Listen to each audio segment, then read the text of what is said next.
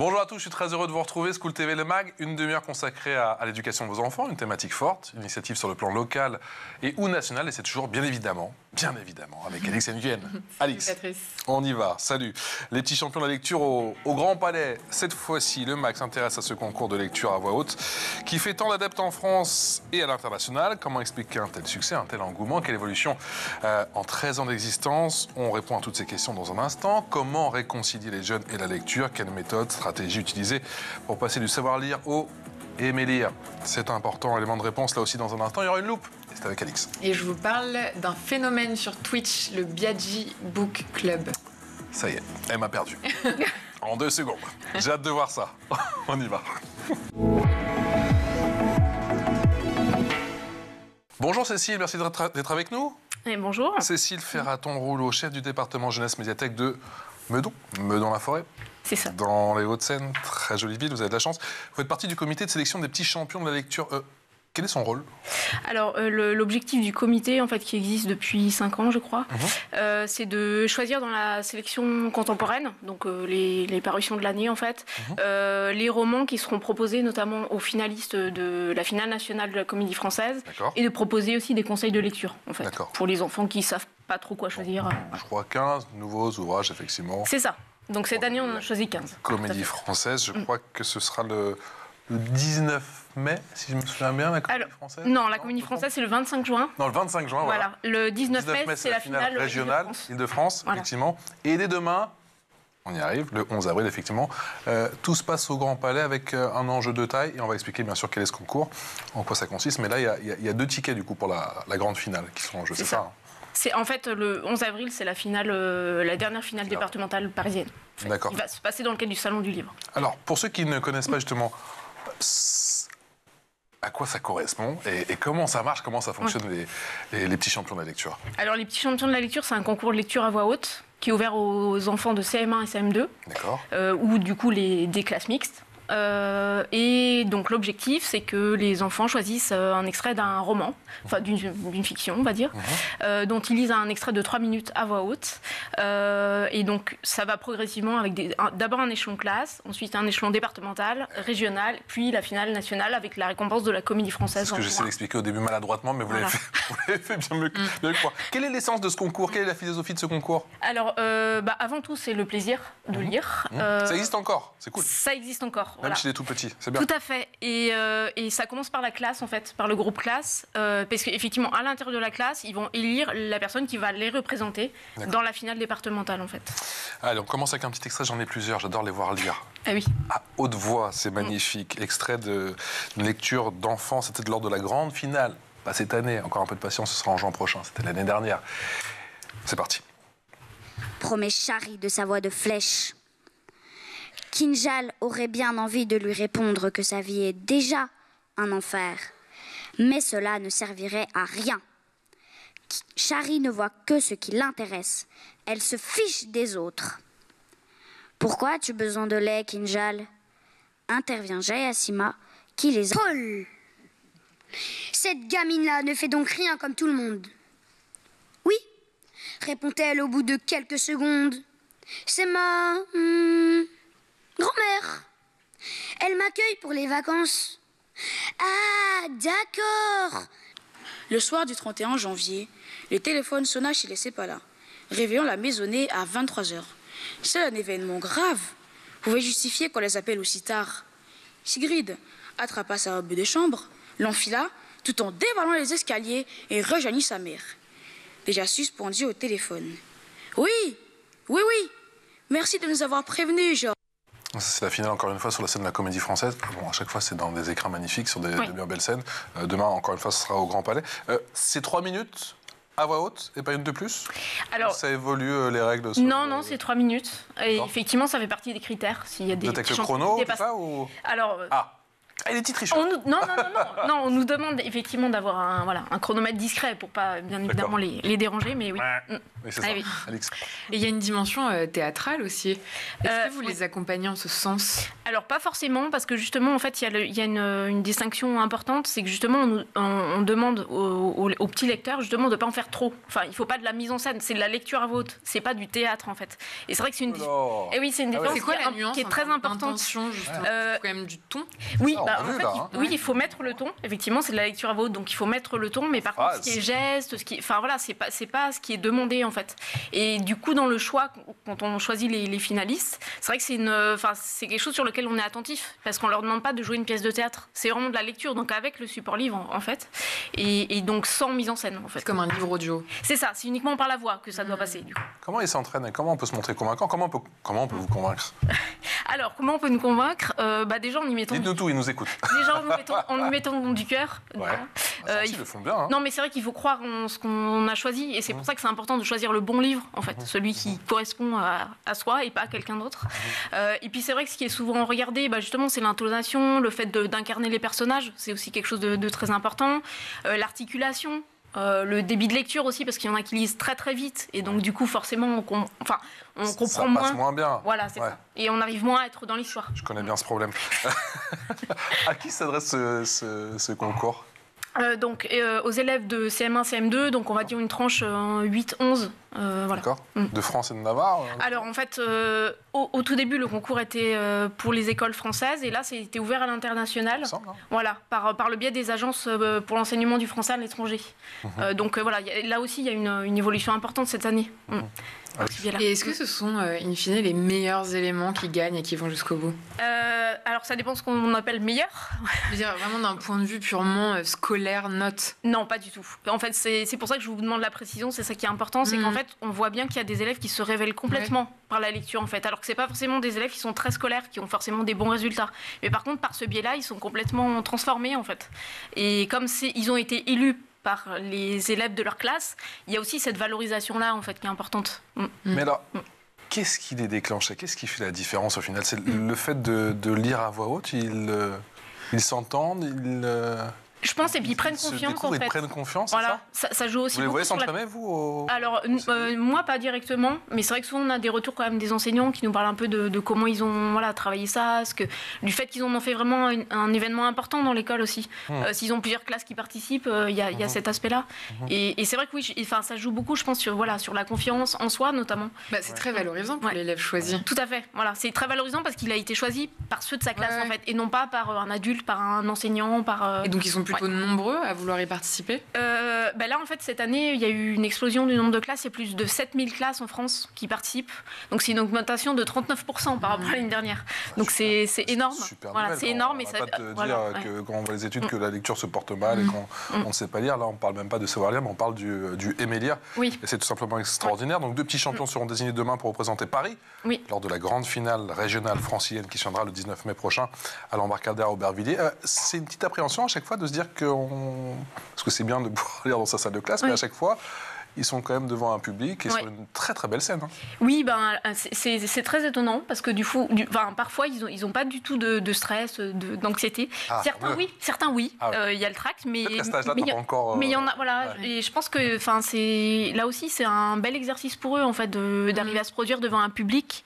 Et là aussi, on sent qu'il y a pas. Enfin, c'est comme s'ils oubliaient en fait le contexte, la scène qui est autour d'eux, et c'est assez fantastique. C'est admiratif. Oui, parce que je trouve que à leur âge, je trouve que c'est impressionnant ce qu'ils sont en capacité de faire en fait. Je pense qu'il y a un certain nombre d'adultes qui ne seraient pas en capacité de faire ça de cette manière-là. Donc je trouve que c'est admirable. Et ils sont accompagnés, entraînés par qui? Leurs instituteurs, leurs parents? Les deux. Probablement, c'est vrai que dans la classe, ils travaillent ça vraiment très régulièrement. Ils font des séances de lecture, ne serait-ce qu'avant de choisir celui qui va les représenter. Et puis après, l'enseignant continue à travailler en fait. Une fois qu'il y a le petit champion dans la classe, il continue à travailler avec lui. Et puis oui, ils ont parfois un coaching aussi. En plus des horaires de cours, ça se fait en dehors. Pas forcément. Il y a des enseignants qui intègrent ça dans leur temps de classe en fait, pour en faire vraiment un projet de classe et non pas le projet d'un petit champion qui va lire en fait. Et c'est ça qui est important aussi parce du coup ils se sont soutenus aussi. Alors demain sera dévoilée la playlist littéraire des petits champions, 15 romans coup de cœur, vous en parlez, sélectionnés par un comité de sélection, le vôtre. Parmi plus de 60 ouvrages, cette annonce aura lieu lors de la finale parisienne au Festival du Livre de Paris. Je l'ai dit, c'est au Grand Palais, ça rajoute une dimension supplémentaire justement au concours des petits champions de la lecture. Je pense que c'est vrai que c'est nouveau de cette année. Le fait qu'il y ait une annonce un peu officielle et que ça soit vraiment souhaité comme l'équivalent d'un prix avec une valorisation particulière aussi pour les auteurs. Donc bien sûr, oui, je pense que ça a un côté plus solennel que les autres années en fait. Et c'est aussi pour mettre en valeur la production, les auteurs et le choix qui a été fait pour Il les me manque finalistes. déjà des petits champions de la lecture. Vous savez quoi, on va écouter un autre extrait qui interprète la chorale du petit Nicolas. Écoute-moi lire, ça donne ça. Bon, a dit Clotaire, la première épreuve, ça sera le saut en hauteur. Moi, je saute pas. A dit Alceste. Il faut que tu sautes. A dit Clotaire. Tout le monde doit sauter. Non, monsieur. A dit Alceste. Je suis en train de manger. Et si je saute, je vais être malade. Et si je suis malade, je ne pourrai pas finir mes tartines avant le dîner. Je ne saute pas. Bon, A dit Clotaire. tu tiendras la ficelle par-dessus laquelle nous devrons sauter. Parce qu'il nous faut une ficelle. Alors, on a cherché dans nos poches, on a trouvé des billes, Des boutons. des temps et un caramel. Mais pas de ficelle. On n'a qu'à prendre une ceinture, a dit Geoffroy. Ben non, A dit Rufus. on peut pas sauter bien s'il faut tenir son pantalon en même temps. Alceste ne saute pas. A dit Eudes. Il n'a qu'à nous prêter sa ceinture. Je n'ai pas de ceinture. A dit Alceste. Mon pantalon, il tient tout seul. Je vais chercher par terre, voir si je ne trouve pas un bout de ficelle. A dit Joachim.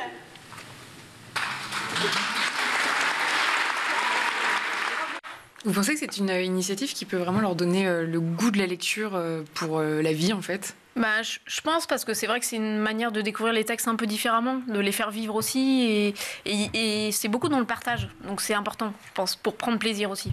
Enfin, lire seul, c'est une chose. Lire avec d'autres, je trouve que c'est important parce que ça permet de partager des émotions et ça joue beaucoup, je pense. Partager des émotions même en équipe, en collectif là. Oui, Il y a une véritable mise en scène, on a vu là, effectivement. Racontez-nous, ce sont des jeunes de Seine-Saint-Denis là. Alors là, en fait, c'est une compagnie qui était intervenue pendant la délibération à la Comédie Française, en fait, qui avait fait un travail sur l'année, en fait, avec un auteur-comédien. Et du coup, là, c'était un peu le résultat de leur travail.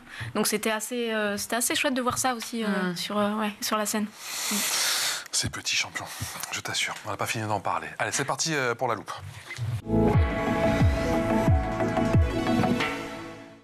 Je vais devoir m'accrocher. Oui. Alix, tu nous parles cette fois-ci d'un phénomène sur Twitch. Je vais y arriver. Le Biaggi Book Club, j'ai tout donné. Exactement. Ça fait déjà un petit moment qu'on parle de l'essor des BookTok. Jusque-là, tu me suis. Oui. Ces clubs de lecture sur TikTok via lesquels des influenceurs littéraires ont réussi à susciter un véritable engouement pour la lecture chez les jeunes. Aujourd'hui, on se concentre sur l'un d'entre eux, mais cette fois, ça se passe sur Twitch, la plateforme, avec le Biaggi Book Club lancé en janvier 2025 par le youtubeur Maxime Biaggi. Pour info, Maxime Biaggi, c'est 646 000 abonnés sur YouTube et près de 978 000 sur Instagram. 3 mois après sa création, le club rassemble déjà près de 75 000 membres et fait un carton plein. L'idée de Maxime Biaggi, c'est de proposer à sa communauté un livre à lire, puis de se retrouver sur un live Twitch pour en discuter, partager ses impressions et surtout se motiver les uns les autres. On regarde le lancement de son aventure. Venez, on lit. Moi, ça y est, j'en ai marre, là, 2025, je vais lire un peu. Quand j'étais petit, je lisais plein les livres et tout. J'étais prédestiné à un grand avenir. Et tout s'est cassé la gueule. Moi, je vous propose qu'on lise à partir de maintenant. Venez, là, on trouve un livre ensemble. On le trouve, là. Dans les commentaires, on se fait un brainstorm. Et dans 2 semaines, 1 mois, je sais pas, en fonction de comment il est long, on se le fait une revue. On se motive, en fait. Je sais, parmi vous, il y en a plein qui sont comme moi. Les lecteurs, là, manifestez-vous, dites-nous des livres, on va lire un peu. Le dernier livre que j'ai commencé, c'était lui, Sartoris. Et en fait, c'était un peu trop compliqué pour moi. Là, pour la reprise, là, tout de suite, je m'étais pas mouillé la nuque. Il fallait que je relise 4 fois les pages pour comprendre les persos et tout. Peut-être qu'il y en a parmi vous qui l'ont lu, qui ont dit c'est une balle, hein. Mais là, tout de suite, je suis pas encore prêt. Faut que je m'échauffe. Donnez-moi de quoi m'échauffer. Voilà, venez, allez, c'est parti, on se motive. On se fait une update. Là, je vous fais une update du livre qu'on choisit là dans les coms. Bye. Ce qui frappe dans cette initiative, c'est la façon dont elle parvient à créer une véritable dynamique collective autour de la lecture, à l'heure où, on le dit, les livres sont souvent éclipsés par les autres formes de contenu. En atteste par exemple les ventes du livre Le Double de Fyodor Dostoïevski, d'après des témoignages recueillis par RFI, avant d'être mis en avant par Maxime Biaggi. Ce livre se vendait à peine un exemplaire par mois dans certaines librairies. Après sa recommandation dans le Biaggi Book Club, dans ces mêmes librairies, les ventes ont connu une nette hausse avec plusieurs exemplaires écoulés en quelques jours. Cécile, là, de but en blanc, ça vous dit quoi, cette initiative? Ça m'étonne pas tellement, en fait, parce que c'est vrai qu'on avait reçu il y a quelques années une autre booktubeuse, et c'est vrai que ça avait très bien marché, en fait, parce que ça correspond à la manière de consommer, et des jeunes.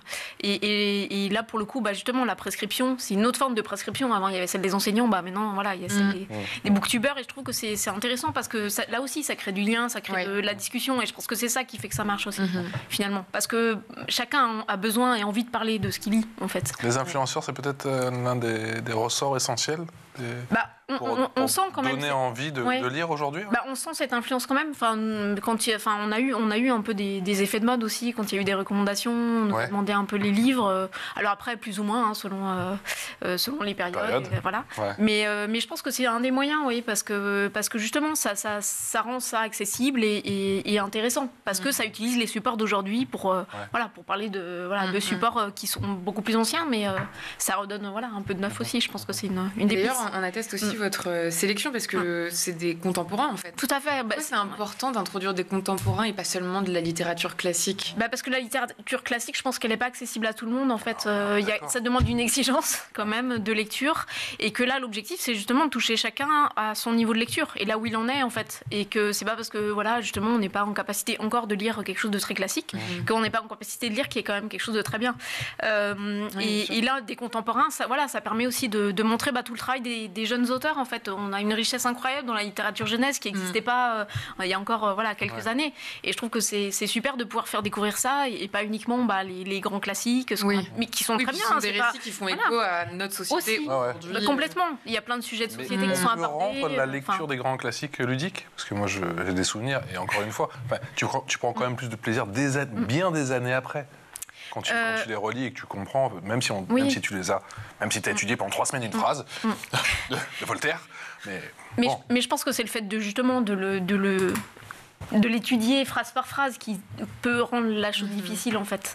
Là, je pense que choisir un classique, si on choisit un classique, ça peut être très bien. Et dans les petits champions, on en a qui lisent des classiques, un sac de billes, et ça marche très bien, mais parce qu'ils l'ont choisi, en fait. Et je pense que c'est ça qui est important, finalement. C'est que souvent, par l'école, c'est pas forcément des choses qu'on a choisies. Et je pense que justement. Et jamais.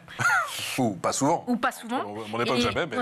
Mais c'est vrai que du coup, c'est ça qui fait la difficulté. Je pense que c'est quand on l'a pas choisi, forcément, on voit ça comme un effort. Voilà. Et là, quand c'est un livre qui est choisi, c'est déjà très différent. La posture est différente. Tu rajoutes un petit soupçon de poésie où il faut aller.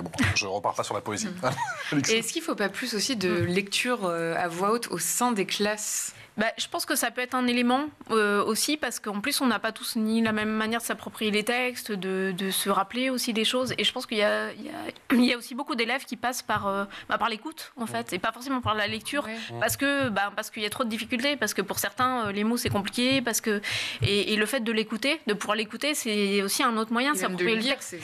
Et au même niveau. Et c'est plus stimulant aussi. Et c'est vrai que on en revient à la question de lecture individuelle et de partage. À l'intérieur d'une classe, c'est aussi un moyen de partager autre chose dans le groupe classe. Allez, on écoute un finaliste de Nouvelle-Aquitaine, c'était l'année passée. Ça donne ça.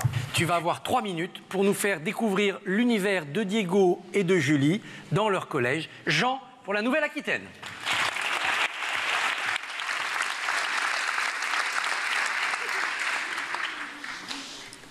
Diego aime Julie. Il lui a dit, après le déjeuner, juste en bas de l'escalier. Julie ne sait plus très bien si c'est Diego qui parlait ou Martin. le copain qui l'accompagnait, ou Djibril. Mais elle est sûre d'avoir bien entendu. Diego l'aime. À la cantine, déjà, quelque chose se tramait. Dans la queue, pour les desserts, les garçons étaient agités. Ils ont bousculé Diego et son plateau a basculé. De l'eau a éclaboussé les pieds de Julie. Tous les regards se sont scotchés sur elle et lui. Il est devenu aussi rouge que sa soupe tomate vermicelle, aussi écarlate que Julie, le jour où elle a laissé tomber sa cuillère et que tout le monde a fait olé. Maintenant, Julie se demande s'il était rouge de honte ou rouge d'amour. Voilà pour Jean le Magnifique, le petit Jean, qui était le lauréat 2024. Intonation, phrasé, silence, tout y est? Là, oui, tout y est, parce que on parlait tout à l'heure de la théâtralisation. Là, il n'y en a pas, en fait. Enfin, c'est vraiment que par le ton qu'on fait passer les émotions. Et puis, voilà, il y a le débit qui va avec, l'articulation, enfin, les émotions aussi. Enfin, c'est vrai qu'on sent bien, là, on sent vivre les personnages. C'est important aussi. Ça va faire bizarre, des fois, d'entendre des si jeunes, quand ils sont aussi doués, aussi talentueux, à raconter, parce que du coup, j'imagine que tu dis, mais attends, mais il a quel âge, oui? Non, c'est vrai que certaines fois, on est très étonné, ouais. On peut être très, très étonné par leur capacité, ce qu'ils font. Et c'est vrai que même quand on les revoit quelques années après, puisqu'ils continuent parfois de lire dans d'autres manifestations, on sent bien aussi l'évolution. C'est souvent des jeunes qui ont continué à lire et qui continuent à progresser encore. Enfin, c'est assez stupéfiant, je trouve. Ils sont forcément différents, ça apporte quelque chose de différent. Une question bête dans l'éducation, de continuer à lire, et pas forcément, encore une fois, les classiques, mais de lire, peu importe ce qu'on lit. Je pense que ça enrichit beaucoup l'imaginaire et c'est très important aujourd'hui parce que justement il y a tellement de sollicitations de partout. Tout le temps. Voilà, que c'est difficile de faire vivre son intérieur, son imaginaire, et on sent bien que pour les enfants plus jeunes, aujourd'hui il y a plus de difficultés là aussi il y a quelques années. Donc je pense que ne serait-ce que par ce biais-là, on ouvre quand même plein de possibles par la lecture. Donc rien que pour ça déjà c'est important. Pour le vocabulaire aussi, on s'enrichit aussi beaucoup. Et puis parce qu'encore une fois, par la littérature jeunesse, on fait passer en fait plein de thématiques de société, de choses auxquelles ils seront confrontés, qui peuvent leur être utiles, les aider. Enfin là, dans la dernière sélection, il y a eu vraiment des thèmes qui nous ont vraiment touchés, comme le harcèlement scolaire par exemple. Là, vraiment, et qui étaient là pour le coup traités de manière vraiment touchante et utile aussi pour les enfants qui peuvent être confrontés à ça. Et je pense que c'est important aussi que le livre il serve à ça, pas bien évidemment aussi à rêver, à rigoler, mais aussi à être utile pour les jeunes qui vont lire en fait. Qu'est-ce qu'ils gagnent, les lauréats? Alors les lauréats, déjà ceux qui sont les finalistes, ils gagnent une rencontre avec l'auteur du livre qu'ils vont lire. C'est déjà beaucoup. Donc les auteurs se déplacent dans les classes, dans chacune des classes au mois de juin. Donc ça bénéficie aux finalistes et à sa classe, qui est quand même super aussi. Et donc pour eux, généralement, c'est un grand moment, ça, en fait. Là, c'est l'auteur du livre qu'on voit qui embrassait l'enfant.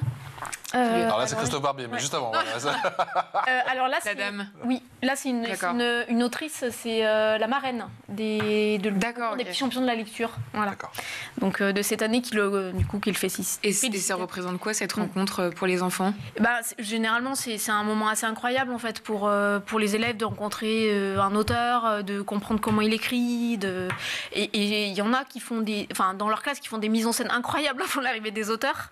Je me rappelle d'un exemple où effectivement une classe avait reçu une autrice qui racontait en fait l'histoire de l'enterrement d'une grande-tante qui était détestée de toute la famille, et en fait la classe avant la venue de l'autrice avait construit un cercueil en grand, et donc ils l'ont accueilli comme s'ils étaient à l'enterrement. Enfin, ils ont reproduit en fait la scène dans la classe. Et l'autrice pour elle c'est pareil, c'était énorme. Et en fait toute la classe a participé. Ils ont fait vraiment un événement de cette venue. Donc généralement c'est vraiment un temps qui est important pour eux.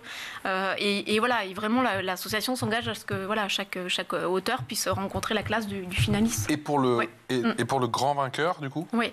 Alors souvent ça passe par par exemple des abonnements à des revues de lecture notamment, ou aussi des sites voilà, pour la lecture en ligne. Enfin voilà, ça peut être aussi donc des partenariats, notamment via les partenariats qu'ils peuvent avoir avec les organismes de presse, les éditeurs. Ils ont souvent des lots de livres également.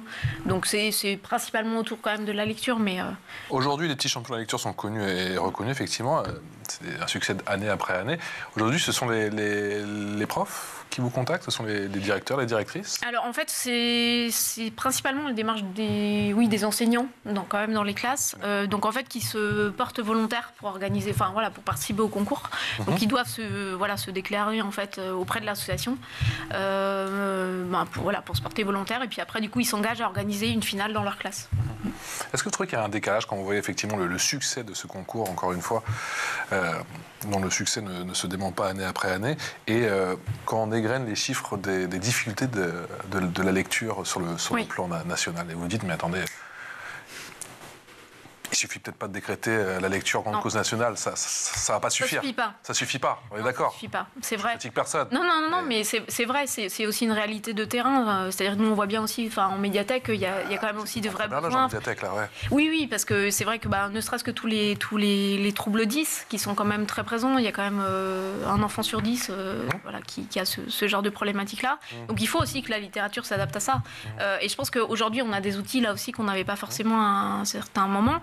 Et c'est vrai que c'est important aussi, notamment via la sélection, c'est aussi ce qu'on essaye de faire, d'intégrer des livres qui sont faciles à lire ou qui sont accessibles par des polices adaptées aux 10 notamment, qui facilitent aussi la lecture et la possibilité qu'ils ont, eux, d'accéder à la même chose que les autres, en fait. Et c'est aussi pour ça qu'il faut adapter les niveaux de lecture, en fait, ne pas proposer que des livres qui sont accessibles à des bons lecteurs. Ouais. C'est ça aussi qui fait que chacun se sentira concerné, en fait. Ouais. C'est-à-dire qu'on passe de Ratus au CP à Baudelaire en 6e, quoi. Et puis beaucoup d'accompagnement aussi, malgré tout. Il y a beaucoup de médiateurs du livre, que ce soit les enseignants, les bibliothécaires, qui font aussi ce travail-là, d'aller vers et de porter. Et je pense que ça, il n'y a que comme ça que ça peut marcher aussi, pour que chacun se sente concerné, parce qu'il y a beaucoup d'enfants encore qui disent mais non, mais c'est pas pour moi, en fait. Ouais. Mais peut-être que c'est qu'ils n'ont pas trouvé le bon livre, ils n'ont pas trouvé ce qui leur convient, ils n'ont pas trouvé le bon niveau de lecture, le bon thème, le bon style, le bon thème. Et tenez, j'aimerais, avec l'aide d'Otkini, bien sûr, en régie, notre indispensable Otkini, peut-être qu'on revoit cette photo, regardez, cette jeune fille. C'était incroyable, sa lecture. On est d'accord, j'ai découvert la photo. Ouais. Elle lit en braille, c'est ça? Elle lit en braille, tout à fait. Elle lit en braille, et en fait, vraiment, c'était la finale de l'année dernière, et sa lecture, elle était vraiment très impressionnante, en fait. Donc on voyait vraiment ses mains qui couraient, en fait, sur le livre en braille. Comme si elle jouait du piano sur le livre en braille. C'est ça, totalement. Et en même temps, elle lisait de manière très fluide, et c'était une performance vraiment inoubliable. Et elle était issue d'une classe traditionnelle. Tout à fait, oui, tout à fait. Elle avait eu l'autrice dans sa classe, comme je vous ai dit tout à l'heure, et le livre qu'elle avait choisi a été adapté en braille pour qu'elle puisse le lire devant tout le monde, qui était en plus un livre de la sélection, mais un livre tout à fait classique, pas du tout un livre adapté au départ. Donc il a été adapté pour elle, pour la finale. Et c'est vrai que sa performance était vraiment bluffé tout le monde, quoi. Bon, si vous avez le temps d'aller du côté du Grand Palais, je ne sais pas si c'est ouvert à tout le monde, si vous pouvez aller au Grand Palais demain pour voir les... Peut-être pas. Non, il faut ça, il faut être parent, il faut être machin. Non, il faut prendre sa place, mais il faut prendre sa place, mais après très bien. Ce sera une belle performance, je pense. Ouais, encore une fois. Demain sur la scène du Grand Palais. Un grand merci, un énorme merci Cécile Ferraton-Rouleau, chef du département jeunesse médiathèque de Meudon, dans les Hauts-de-Seine, d'être venue nous voir pour nous parler de ce si beau concours, les petits champions de la lecture. Et on rappelle, la grande finale, c'est en juin, c'est le 25 juin. Voilà, j'avais peur de me tromper. Je leur disais, passer la patate chaude. Alix, on se retrouve demain? Oui, à demain. Allez, excellente journée en notre compagnie.